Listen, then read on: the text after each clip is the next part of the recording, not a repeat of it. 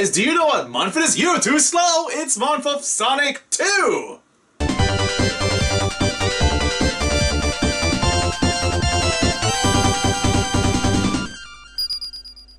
We had fun last year, didn't we? We talked about Sonic the Hedgehog, and Sonic the Hedgehog, and Sonic the Hedgehog. But now it's time to move on to the sequel. And of course, you all know which one that is. Sonic the Hedgehog 2. Yeah, I know, kind of a stretch here, but this is still a game that was beloved by many. This is actually the very first Genesis game I played of the series, not the original one, but this.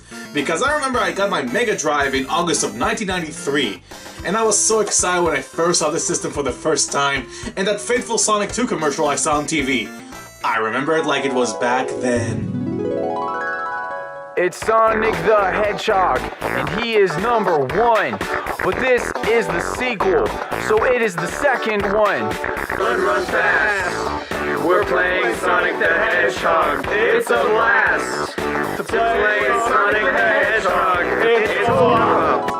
Ah, man, those were the days. I'm sure glad enough I was young enough to be in town to watch it. I have to be honest with you guys. This game is incredibly important to me, and that's the reason why this review is not gonna be a very short one, because I have a lot to say.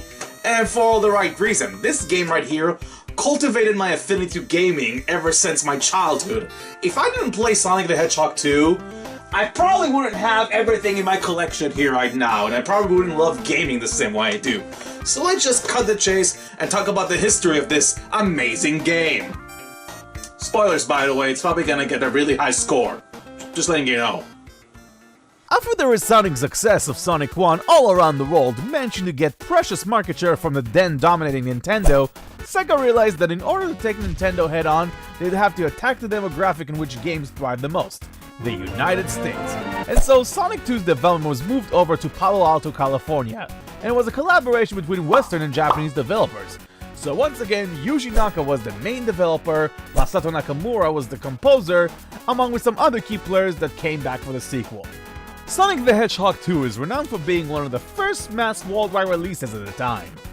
A $10 million campaign known as Sonic Tuesday was set to promote the return of the Speedster.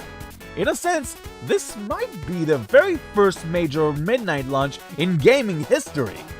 And it worked, selling 400,000 copies on the first week alone. But enough about history, how is the game itself? Well, it's essentially a faster version of its predecessor, and that is not a bad thing.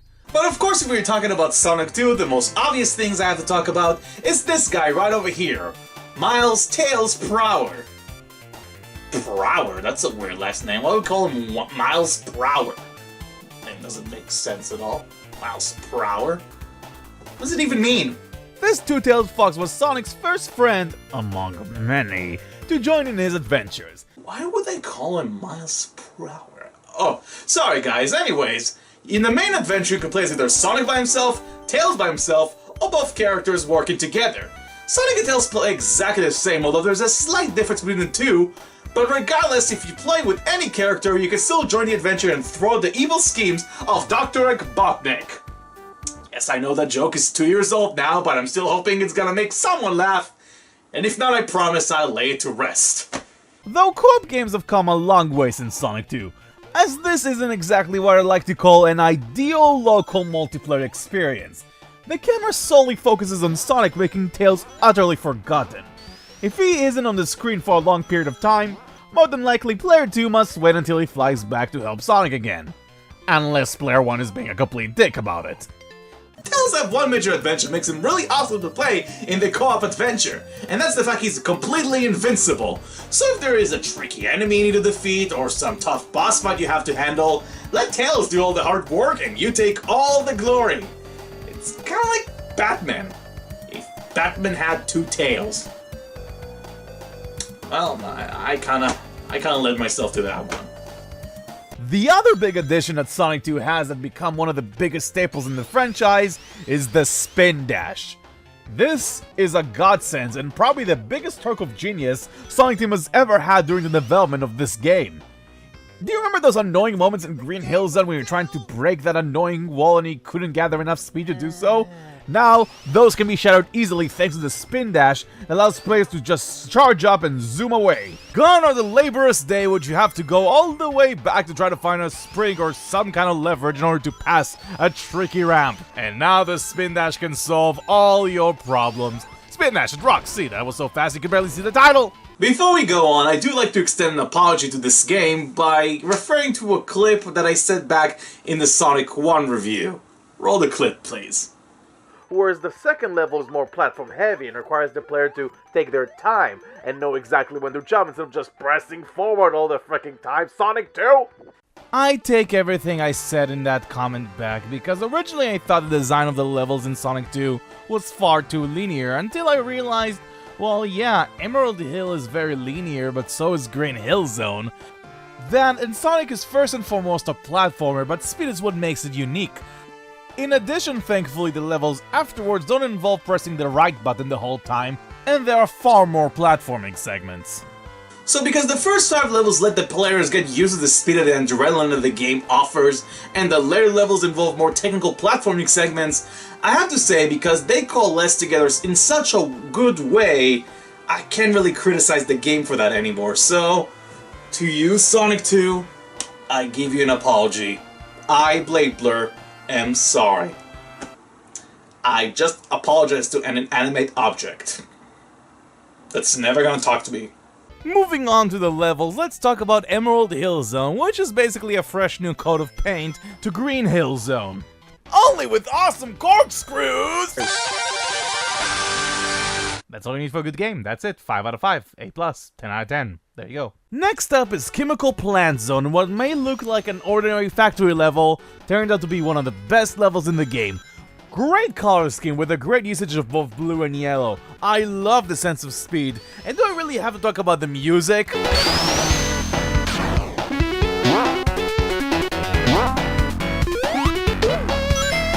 Though if I have to name one small gripe in Chemical Plant, it's the water segment towards the end. You know, the one with the yellow blocks? It's not that big of a deal today, but when I was a kid, I died a lot because I didn't understand how the jumping works and I kept losing air over and over again. But it's not enough to dampen the mood in one of the best levels in the game, and there's a really good reason why this came back at Sonic Generations. Aquatic Ruin Zone is next, and surprisingly, despite of its name, it doesn't really have a lot of water. Though I do have one advice. Take the higher path. Thankfully, water can float, so don't really have to worry about losing your breath. But besides the water segments, there are plenty of other risks like flying arrows, falling stone pillars, and lots of platforms. I think it's a shame it's rather short, but I like it, it's a good level. Next is Casino Night Zone, and it's hands down my favorite level in the game. And I can go on and on about how much I like the neon signs, the starry skies, the great color scheme, the music, the giant flippers that can launch you into the sky, but then again, I guess I just went on and on about it. And also, who can forget the obsession-ridden slot machines? Oh lord. Admit it. You spend good time in this level, trying to score as many rings as possible. Going to those rims every single time, just to get the jackpot. Only to be greeted with this annoying sound.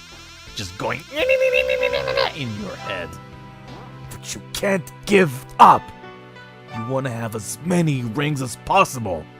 So you just keep going and going until you realize that you are now addicted to gambling. Sure, you can win the jackpot eventually, but at what cost? At what cost? All it does is just delay the inevitable.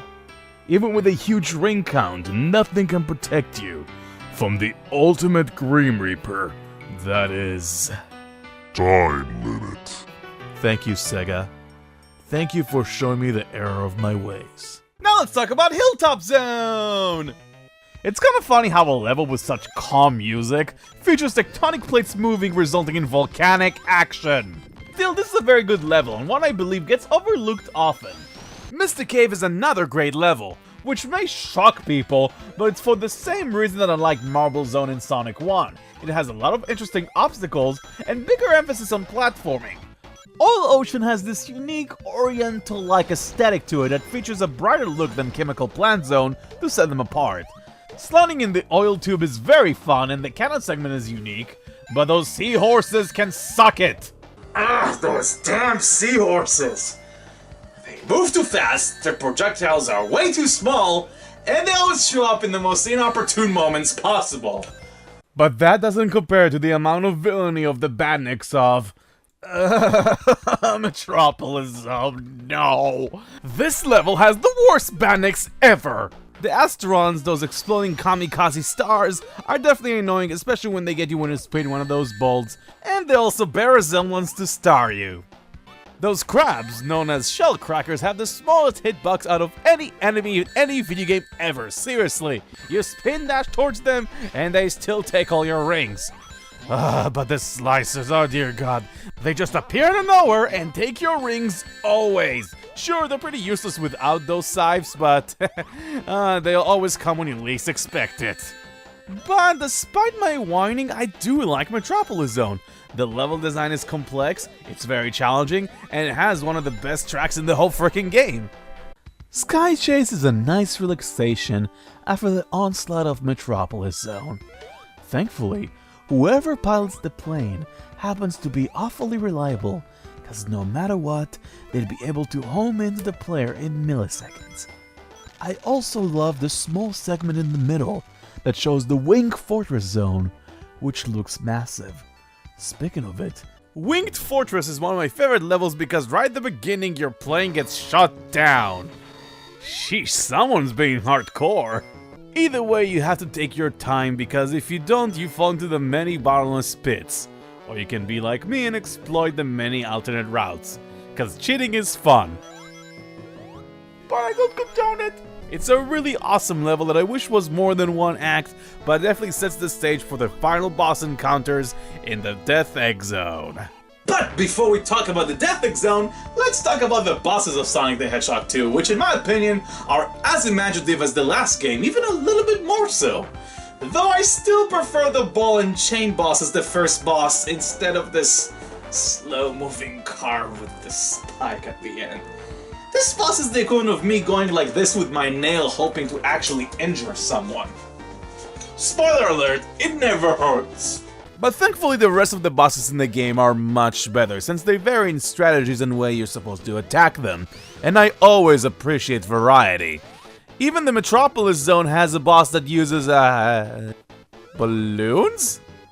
Okay, I understand to a certain extent that you need to use force critters to power robots. I can understand that.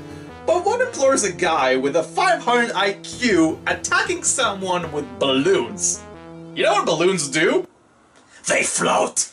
But sadly, for every great boss in this game, there is a lazy one. For Hilltop, Oil Ocean, and especially Mystic Cave, one can simply either jump or spin dash a Botnik in order to break him down.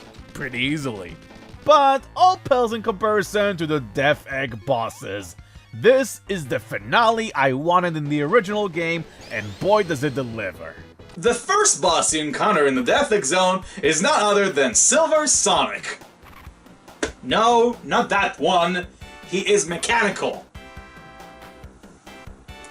That's Metal Sonic. This is Silver Sonic.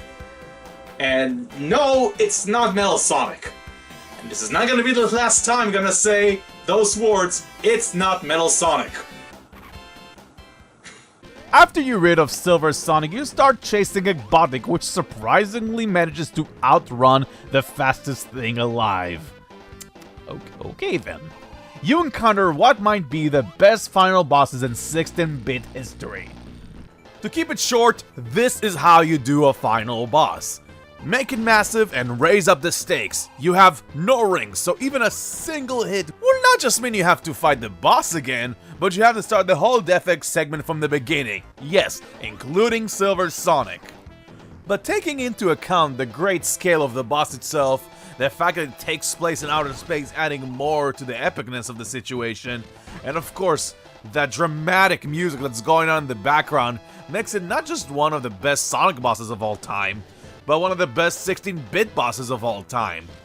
This, ladies and gentlemen, is how you do a final boss. It's a pretty good reason why it came back in Sonic Generations. Another great element that came back in Sonic 2 are the special stages, and instead of looking for a giant ring at the end of the level, All you have to do is cross a checkpoint, see those spotty things at the top, of course if you have 50 rings, jump, and there you go. You're going to another exciting, tubular special stage. I gotta say, this is a major step up from the first game. Making the special stage a half-type using polygons to make it look like it's 3D was unheard of in 1992.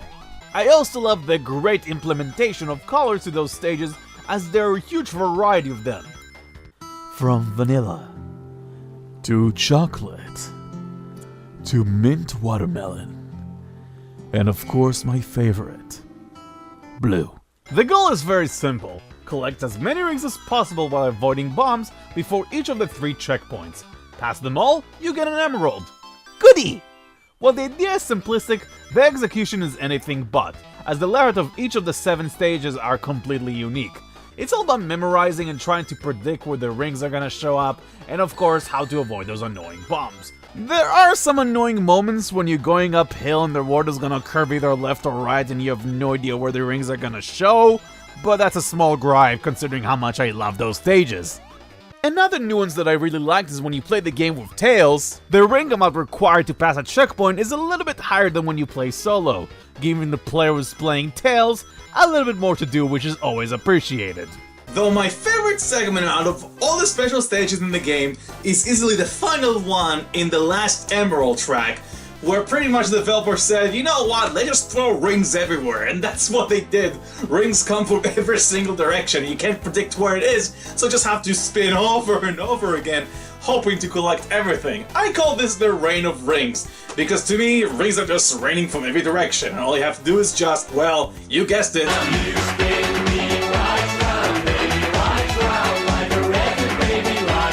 But once you obtain the 7 Chaos Emeralds, a miracle is about to happen. Because, viewers, we're not dealing with an average hedgehog anymore. He is, in fact, a supersonic! That was not Vegeta, by the way. Did you like it? No? Well, That's right! By collecting 50 rings, Sonic is able to transform into this obvious anime ripoff that has super speed and invincibility! Until the ring counter goes down to 0 and he reverts back to normal. But I'm not gonna lie to you guys, Supersonic is one of the coolest rewards ever featured in a video game. The ability to literally blow through the entire game and know every challenge is a completely cathartic experience, especially when you can just stand in place to defeat massive bosses. Except for the final boss, because you know there are no rings. The only problem with Supersonic is the fact that the reward itself is given way too easily to the player. I know that I may be in a minority, but I think that the special stages in Sonic 2 didn't really pose much of a challenge. But in theory, because of how many signposts are scattered throughout the game, it's possible to collect all the 7 Chaos Emeralds in Emerald Hill, which by the way is the very first stage. Also, as cool as Supersonic is, you turn into him automatically when you jump. And as fun as it is, hearing that annoying supersonic music over and over again can be mind-numbingly painful. Remember earlier when I was talking about the differences between Sonic and Tails? Even though Sonic and Tails play exactly the same since, well, they're pretty much a sprite swap, the only main difference between the two is the fact that Tails cannot go super. Now, why does it matter? Because of how much Supersonic breaks this game, this is pretty much the very easy mode. Whereas I can say Tails is much harder at, I would say, normal. Though sadly, this is not the only problem I have with Sonic 2. First of all, I would like to address the elephant in the room. Hi! Now let's talk about one of the problems that bug me in Sonic 2. The Spike Pit in Mystic Cave Zone. You know exactly what I'm talking about. That particular one has no means of escaping. No bridges, no springs, nothing. You fall down, you instantly die. But here's the annoying part. If you're supersonic, obviously the spikes can harm you, so you're essentially waiting for the timer to run out. It's just a weird design choice that I didn't really understand and really breaks the pacing of the game. But besides that pitfall... yeah, we know, okay. There are other glitches in the game, such as this. Believe it or all night. I'm walking on air. I never thought I could feel so free. But the worst glitch is in fact a game-breaking one. Once all emeralds are collected and Supersonic is available, when the signpost is spun and you jump in the air, if you have more than 50 rings, you get stuck. And there is nothing you can do. The result screen doesn't show up, the timer doesn't run out, all you can do is just run infinitely on the air, and that's it. I usually don't dock points on glitches, but since this is a game-breaking one, I cannot let that pass. And I hated restarting my game 3 different times because this happened. Lastly, if you have your friend around after being used as a test dummy for your enjoyment, there is a proper 2-player mode that is strictly competitive. This split-screen multiplayer mode features 3 levels of the game and an assortment of special stages. Now, if you think that all you have to do is just get to the end of the level, you're absolutely wrong. There are 5 criteria required to win in the 2-player mode. First of all, the time, obviously who finishes the level first. Second of all, how many rings do you have by the end of the level? Third, how many rings overall have been accumulated regardless? How many monitors are being destroyed? And of course, the score. How many points you've gathered by defeating enemies or through other means. The fun part about destroying as many monitors as possible is the fact that there's a risk-reward system behind it. They're all presented with question marks and they have goodies like rings, shield, or invincibility, but also detriments like a Botnik face that takes your rings away, and the swap. Helping one player, yet screwing another. What I also like is the integration of the special stages with the multiplayer itself.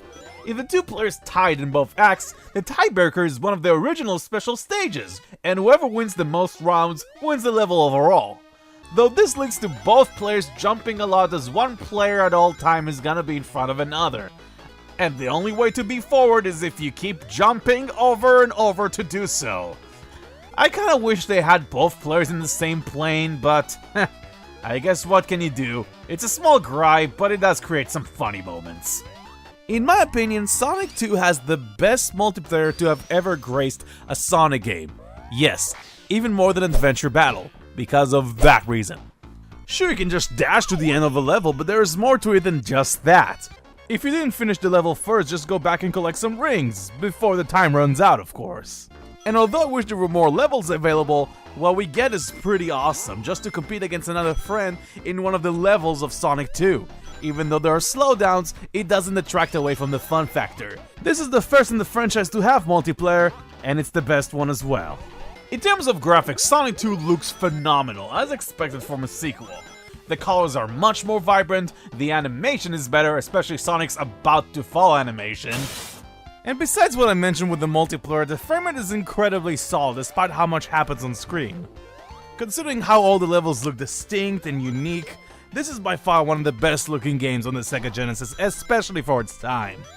Masato Nakamura returns to compose the soundtrack of Sonic 2 and he hits another one out of the park. This soundtrack is downright amazing, and instead of just talking about how great of a job he's done, let me give you some examples like the first few notes of Misty Cave Zone.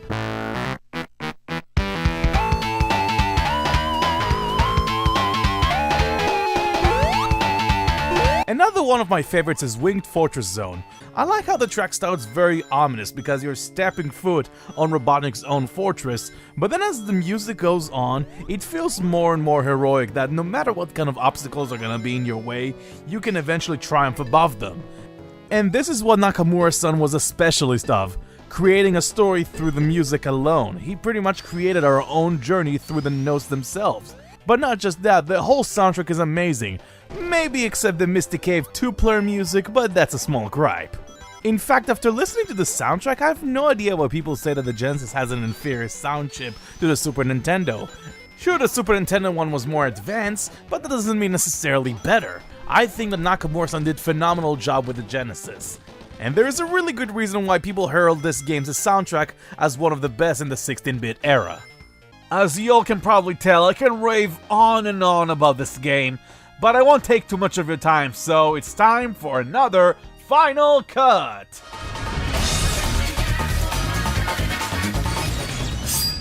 On the positive side, the spin dash is a godsend, helping you overcome those annoying slopes. In terms of presentation, this game looks and sounds phenomenal.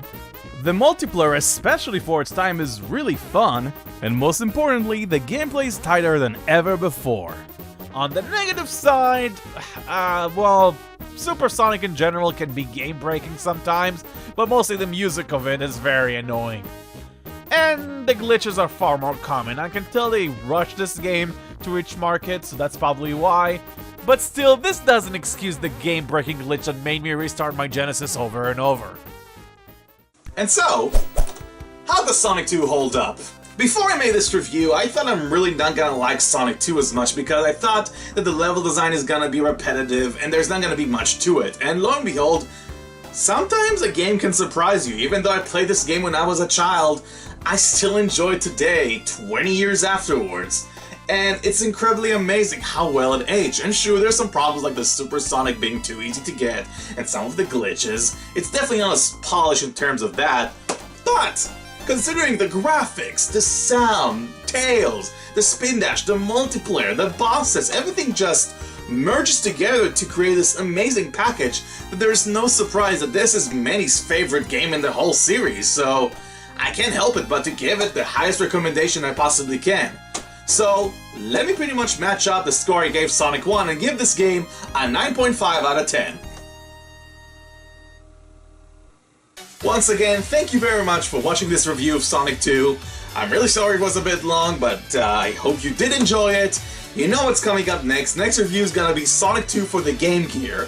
And not looking forward to that one, I'm gonna tell you right now. Obviously there are links over here, you can subscribe up there. I have Twitch streams every week or so about Pokemon and other stuff, so if you want to come, you can join in. And maybe... wait! Miles Prower. Miles Prower. Miles Pair Out. Oh! Oh, that's why they call him that. Duh. Oh! Very sneaky, Sega. Very sneaky. I'll see you folks next time. Blah.